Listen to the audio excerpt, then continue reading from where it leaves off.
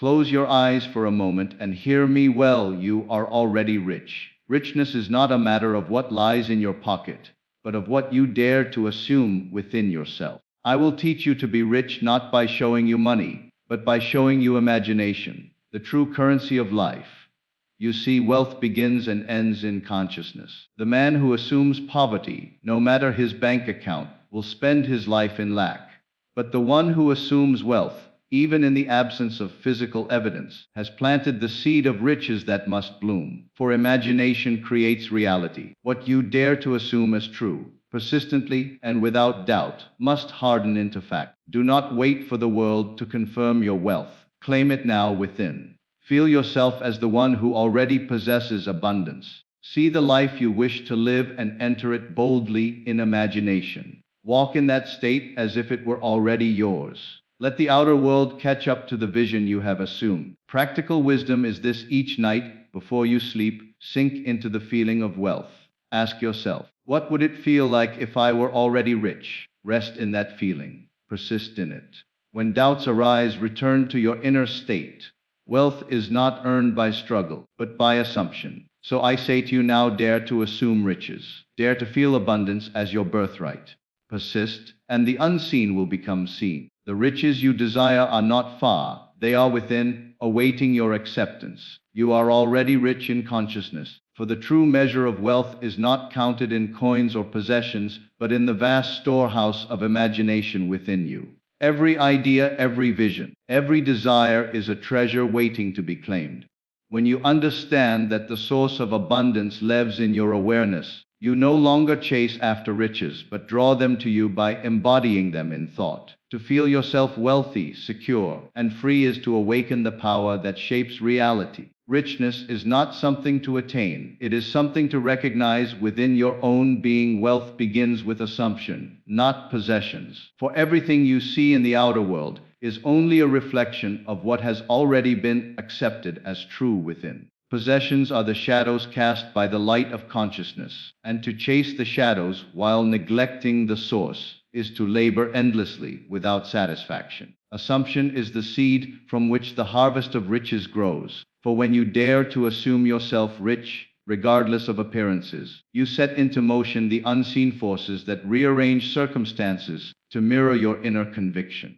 The man who measures his wealth only by what lies in his hand will always live in fear of loss, but the one who anchors his wealth in assumption is never shaken by appearances. To persist in the assumption of abundance is to create an inner stability that no outer condition can threaten.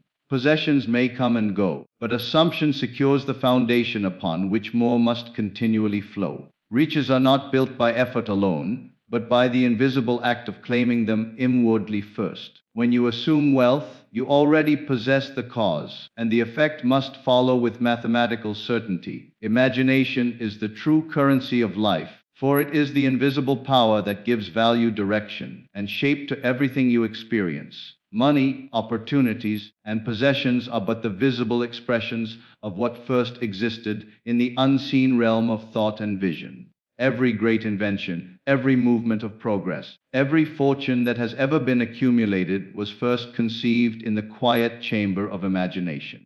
To understand this is to unlock the secret that the riches of life do not lie outside of you, but flow from the pictures you dare to create and persist in within your mind. The one who spends freely with imagination never runs out of wealth, because the supply is infinite and ever renewing. When you see yourself as prosperous, when you imagine yourself walking in abundance, when you persist in the vision of freedom and success, you are writing the checks of destiny that life must honor. The man who hoards money yet starves imagination will always live in fear, but the one who exercises imagination freely is rich regardless of circumstance, for he holds the key to transformation. Imagination buys experiences before they exist, builds realities before they manifest, and lays claim to futures before they unfold. It is not limited by time, by circumstance, or by present conditions, for it is the eternal power that shapes the seen from the unseen. When you recognize imagination as the true currency, you stop measuring your wealth by numbers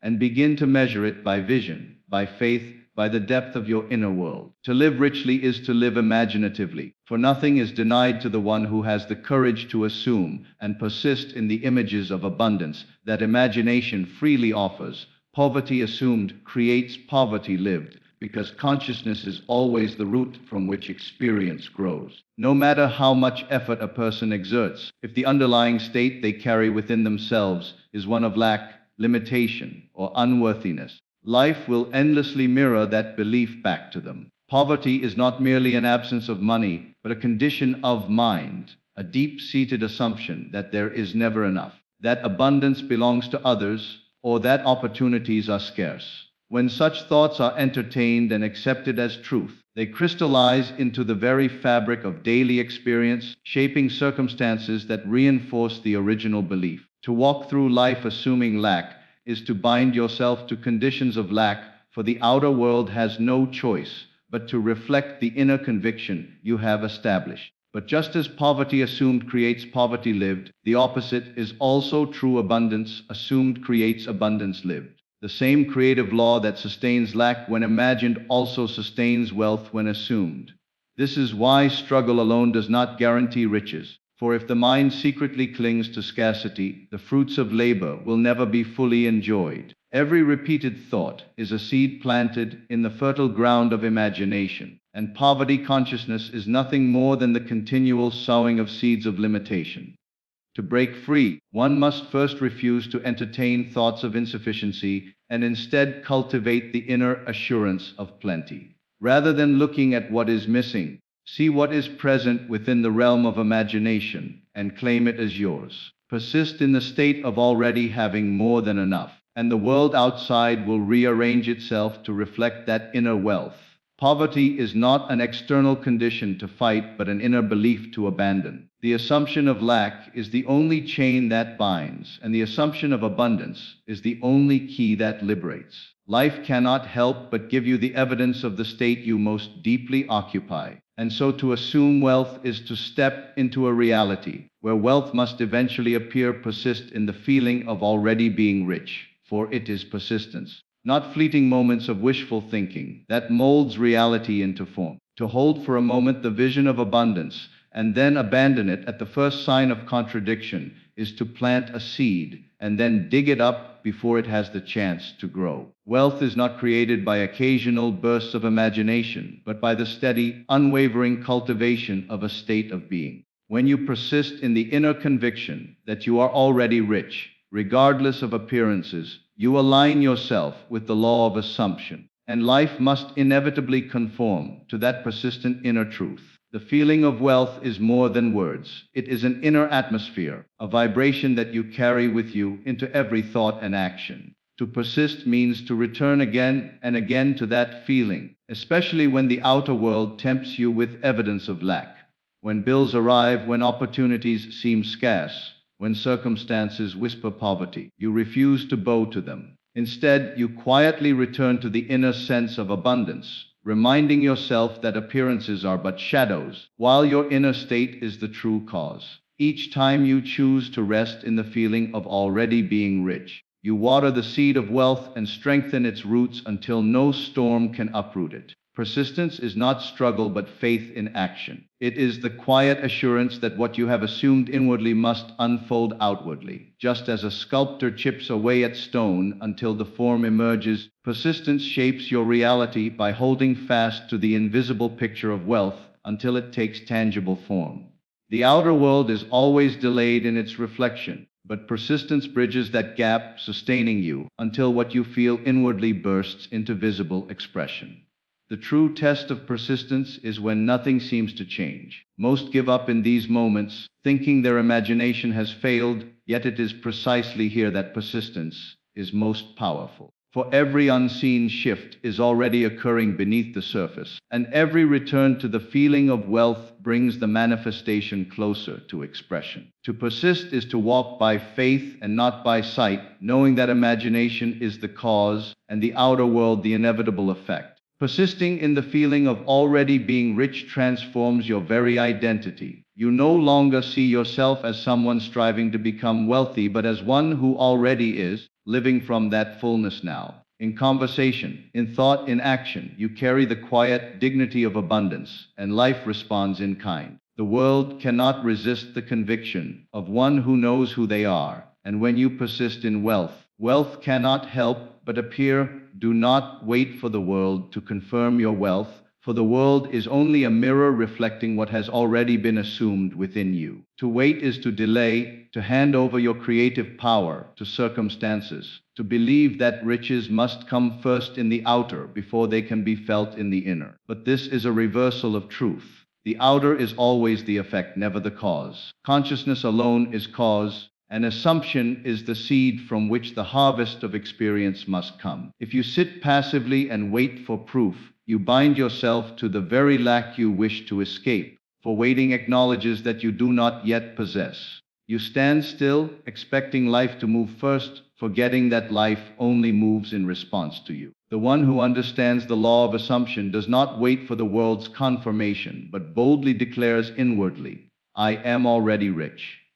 He rests in that feeling, not as a wish or a hope, but as a present reality. He wears the wealth inwardly long before any outer sign has appeared, and because he does so faithfully, the world must inevitably conform. The rich man in consciousness lives in quiet confidence, unshaken by appearances, because he knows appearances are only shadows that follow the light of imagination. Every desire begins within. The moment you feel the urge for abundance, you are being shown that the state of wealth already exists in consciousness and is calling you to occupy it. If you ignore that call and wait for visible evidence before stepping into it, you postpone the manifestation indefinitely. But when you accept the invitation immediately and clothe yourself in the feeling of wealth, the process of manifestation begins at once. You do not ask the outer world to prove anything to you. You prove it to yourself in imagination, and the outer world follows as a faithful servant. To wait is to live in doubt. Doubt says, "I will believe it when I see it." Faith says, "I see it because I have believed it." Waiting keeps you bound to time, but imagination transcends time. The law does not work on delay, it works in certainty. The moment you dare to assume that you are already what you wish to be, you have set the law in motion. From that point forward, persistence alone is required, not waiting for evidence, but continually returning to the inner assurance that it is done. Consider the seed planted in soil. You do not wait at the surface, demanding the earth prove to you that growth is happening before you believe. You trust the unseen process. You water the seed, you tend the soil, you hold the expectation of harvest, and in time the plant emerges. To wait for the seed to show itself before believing in its life would be folly, yet this is how most live concerning wealth. They plant a momentary thought of riches, then dig it up by waiting, doubting, and searching for proof in the outer. The wise persist in faith, knowing that the unseen is more real than the seen, and that the seen must always yield to the unseen when assumed with persistence. Do not wait for the world to confirm your wealth, because the world cannot give you anything you have not first given yourself in consciousness. To wait is to deny your creative power. To assume is to claim it now. When you walk in the conviction that you are already rich, when you speak, think, and act from that state, the world has no choice but to reflect it back to you in form, for the outer forever bends to the inner. Nightly assumption of abundance reshapes reality, because the state you carry into sleep is the state that sinks deepest into the subconscious, where all creation is impressed and from which all outer conditions are born. The moments before sleep are sacred, for in that quiet interval the conscious mind grows still and the subconscious stands open, receptive, and unquestioning. Whatever feeling you allow yourself to rest in during those final moments of awareness is accepted as truth, and the subconscious sets in motion the chain of events that will make it visible in the waking world. If you drift to sleep rehearsing lack, worry, and disappointment, you are planting seeds of limitation that must sprout into similar experiences.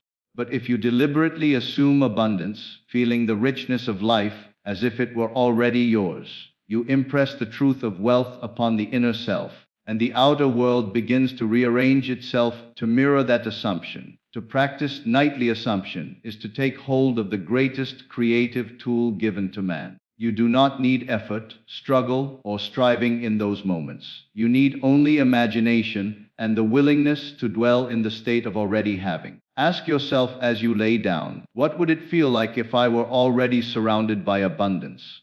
Do not answer with words but with feeling. Sense the relief, the joy, the security, the freedom of already being rich, already living in fullness, already having more than enough. Let that feeling fill your body, saturate your mind, and lull you into sleep. In that state, you have planted the seed of abundance in the deepest soil of your being, and that seed must bear fruit. This practice reshapes reality because it trains the subconscious to accept wealth as natural.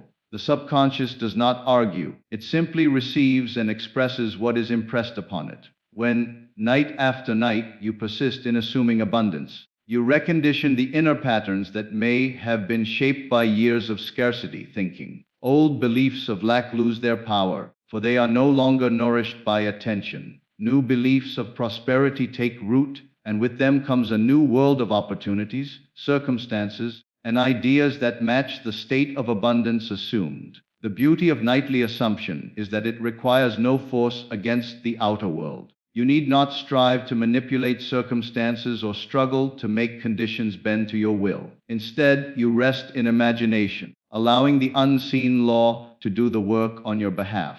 As you sleep, the subconscious weaves together the threads of your assumption, rearranging the details of life to fit the image you have held. What seemed impossible in the waking state becomes natural through persistence in the sleeping state. The world outside bends to the inner vision impressed upon the subconscious at night. To understand the power of nightly assumption is to realize that every day is shaped by the night before. Each morning you rise into the harvest of what was planted in imagination before sleep. If you wish to see wealth, you must feel wealth before you close your eyes. If you desire abundance, you must carry abundance as your final thought of the day. This practice is not a one-time event, but a continual discipline. For reality is reshaped by consistency. One night of assumption may plant the seed, but many nights of persistence will grow the tree. Nightly assumption of abundance is not about pretending or wishing, but about living in the truth of imagination,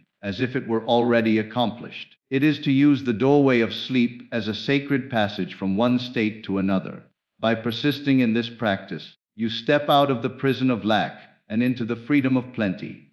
Your nights become the workshop of creation, and your days become the unfolding of what was imagined. Reality cannot resist the steady impression of wealth carried into sleep, for what is impressed upon the subconscious in faith must be expressed in form. Struggle is not the source of riches. Belief is, for no amount of endless effort, tireless labor, or frantic pursuit can produce lasting wealth if the underlying assumption within is one of lack. The world teaches that riches are earned only through sweat, through toil, through pushing against obstacles and competing against others, yet countless stories show otherwise. There are men and women who have struggled their entire lives and still remained in poverty, while others who carried within themselves an unshakable belief in abundance have seen riches flow to them with ease. This is because riches are not born from the struggle of the outer man, but from the belief of the inner man, for belief shapes reality, and reality always mirrors belief. To believe is to assume, and to assume is to claim a state of being as though it were already yours. When one believes he is rich, even when appearances suggest otherwise, he sets into motion the creative law that cannot fail. His belief becomes the magnet that draws to him ideas, opportunities, and circumstances that correspond with the inner conviction. Struggle, on the other hand, comes from doubt, from the belief that wealth is far away, difficult to reach, or reserved for a select few. When one struggles without belief, he works against himself, reinforcing the state of lack through every effort to escape it. But when belief is secure, action flows naturally, not as desperate striving, but as inspired movement in harmony with the assumed state. The truth is that struggle often springs from the illusion that riches are external, separate from oneself, to be chased and captured. Yet wealth begins and ends in consciousness. It is an inward condition long before it is an outward possession. The one who struggles looks always to the world, hoping to bend it into alignment while the one who believes turns inward, knowing the world, is already following the command of assumption. Belief does not mean passivity but certainty. It does not mean one sits idle, doing nothing, but that every action is taken from the quiet conviction that success is inevitable. Actions born of struggle are frantic and restless, while actions born of belief are calm, confident, and effective. To see belief as the true source of riches is to understand that the inner state is cause and the outer world is effect. If the inner state is one of wealth, the outer world must reflect wealth, regardless of effort. If the inner state is one of poverty, no amount of struggle can prevent the reflection of lack. This is why some inherit fortunes and lose them quickly, because their inner state is still poverty. This is also why some rise from nothing into abundance, because their inner belief in wealth overrides every appearance of lack. It is not the outer condition that decides, but the inner conviction. The power of belief is most evident in its persistence. To believe you are rich for a day is to plant a seed. To believe it continually is to nurture that seed into harvest. Struggle interrupts, uproots, and scatters, but belief holds steady. Night after night, belief in abundance carries itself into sleep, impressing the subconscious, which shapes reality in accordance with what is assumed.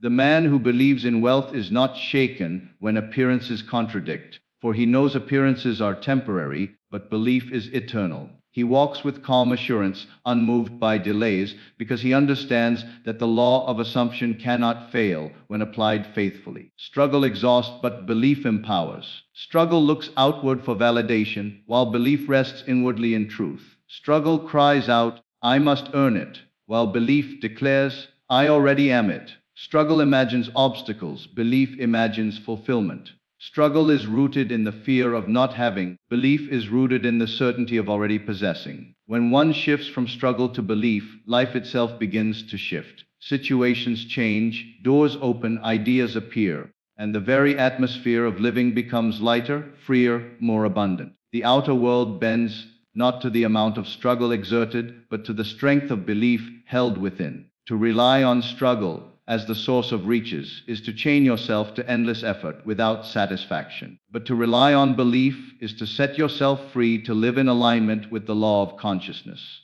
Struggle without belief is labor without fruit, but belief even without struggle sets in motion forces that cannot be resisted. To know this truth is to lay down the heavy burden of striving and to pick up the light yoke of assumption. Riches are not distant rewards for endless struggle. They are present realities for those who dare to believe.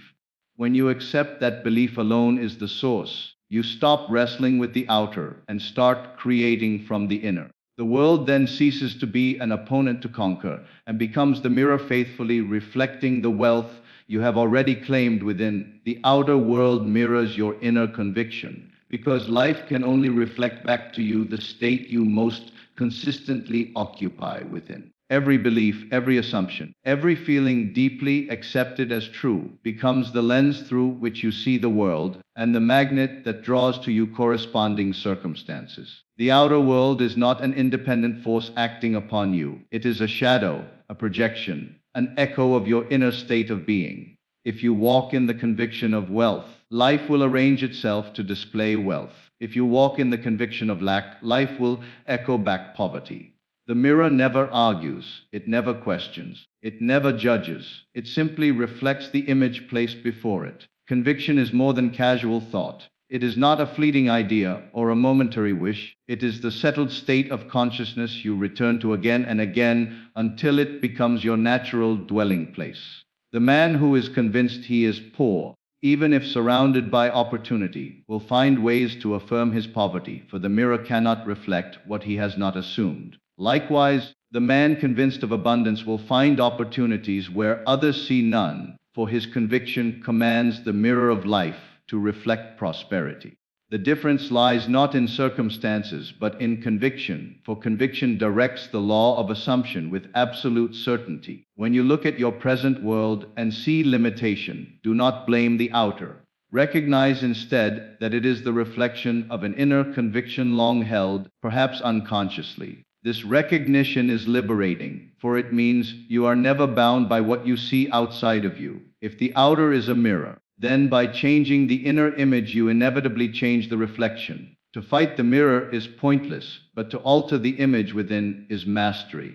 This is why Neville Goddard declared that imagining creates reality, for imagination impresses conviction upon the subconscious, and the subconscious faithfully outpictures it as the world you experience. Consider how deeply conviction shapes perception. Two people may stand in the same place, see the same conditions, yet one perceives opportunity while the other perceives limitation. The difference is not in the outer circumstance, but in the conviction each carries within. Conviction filters reality, allowing through only that which agrees with the inner state. It is as though the mirror not only reflects but also amplifies what you most strongly believe. This is why it is futile to seek change outside without first establishing change inside. You cannot demand the mirror show you wealth while secretly convinced of lack, just as you cannot demand love from life while convinced you are unworthy. The outer world mirrors conviction with precision, sometimes with a delay, but always with faithfulness. When you shift your conviction, reality may not change instantly. Just as the reflection in a mirror lags a fraction of a second behind movement, yet it must eventually align. This delay is what tempts many to doubt, but persistence in the new conviction brings about the inevitable transformation.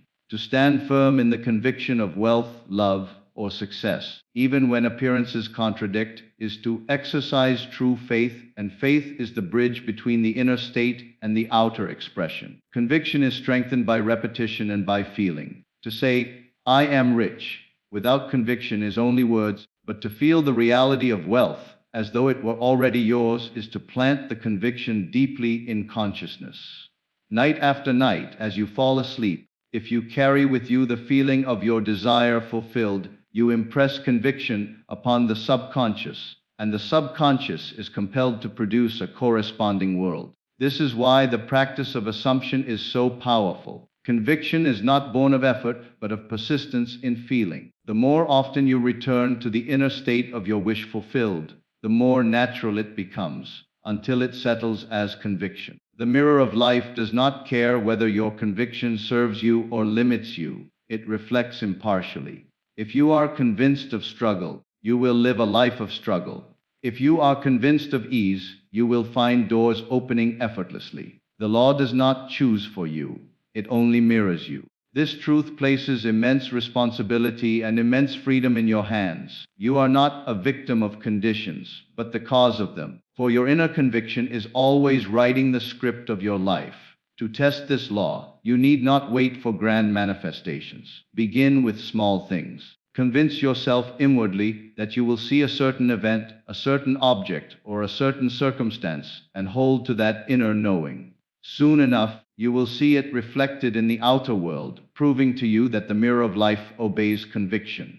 With practice, your confidence grows, and you realize that larger desires are no different in principle. Wealth, love, health, success, all must appear when assumed with conviction, for the mirror cannot resist the image it is given. The outer world mirrors your inner conviction, not to bind you but to free you, for once you understand this, you know that any unwanted reflection can be changed. No longer do you plead with life to be different. You turn within and assume the state of being you desire, resting in the conviction that it is already so. As you persist, the mirror bends to the image, the reflection shifts, and reality takes on the form of your inner certainty. Conviction is the true architect of your experience, and life is the ever-obedient mirror reflecting the masterpiece you dare to assume, dare to claim wealth now, and it must appear, for the instant you assume a state in consciousness, you set into motion the law of creation that cannot fail to bring forth its corresponding outer expression. To dare is to step beyond hesitation, beyond doubt, beyond the habit of waiting for circumstances to validate your desire. To dare is to act inwardly with boldness, to accept within yourself the reality of what the senses may deny. Wealth does not come by timidity of thought or by waiting passively for the world to grant permission. It comes by the audacity to claim it now, in imagination, as though it were already accomplished.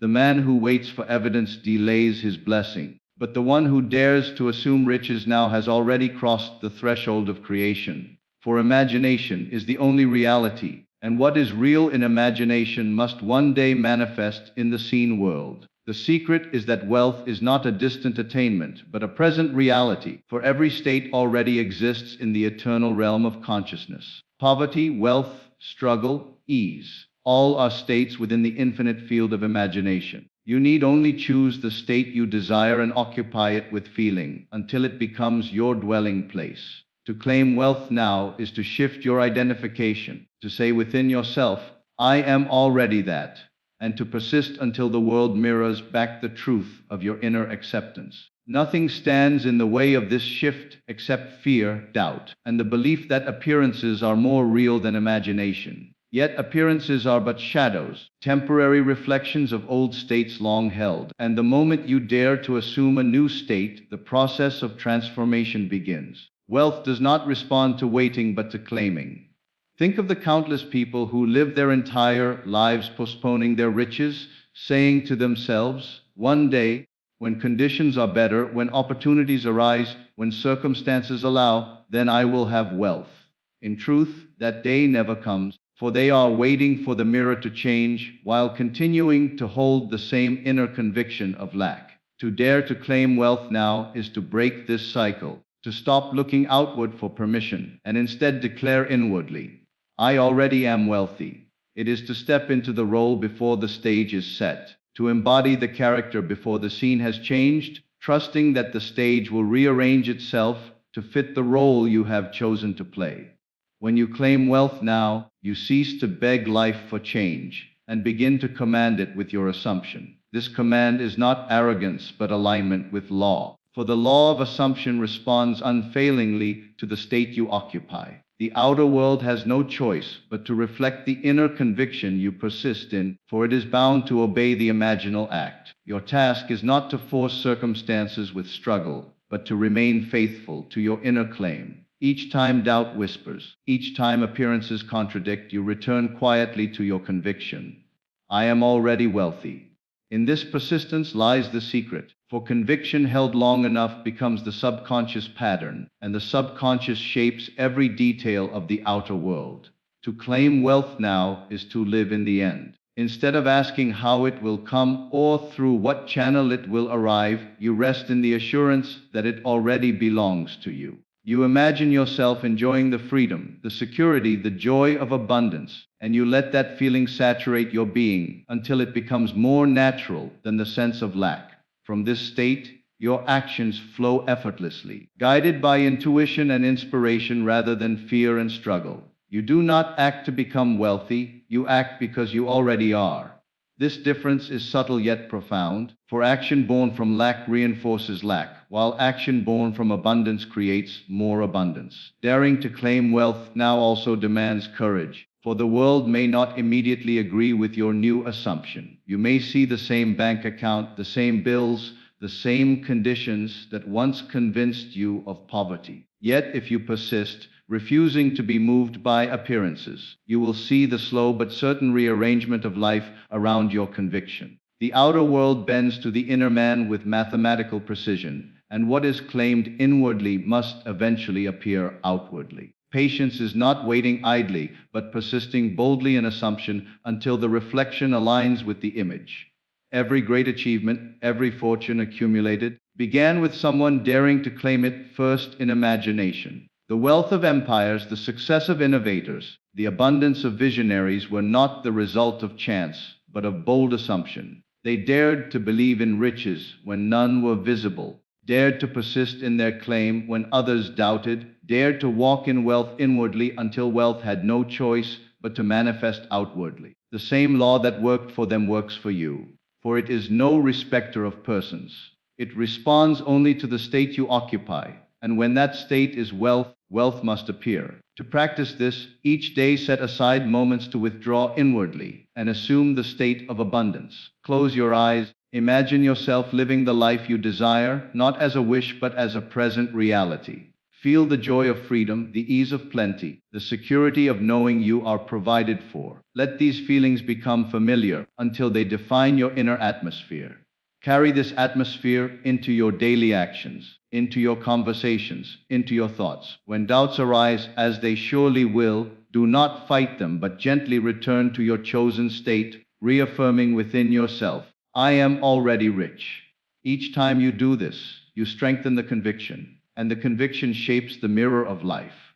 Do not concern yourself with how it will unfold, for the how is not your work, but the work of the law. Your only task is to claim the state and persist in it. Just as a seed planted in soil grows without your effort, so too will wealth manifest when planted in the soil of assumption. The invisible processes of life, the unseen currents of circumstance, the hidden chain of events, all are set in motion the moment you dare to claim wealth now. Though you cannot see the workings beneath the surface, trust that they are unfolding, and remain steadfast in your conviction until the harvest appears. To dare is to trust, to claim is to create, to persist is to manifest. Wealth is not a matter of struggle, of waiting, or of chance. It is the inevitable reflection of the state you occupy within.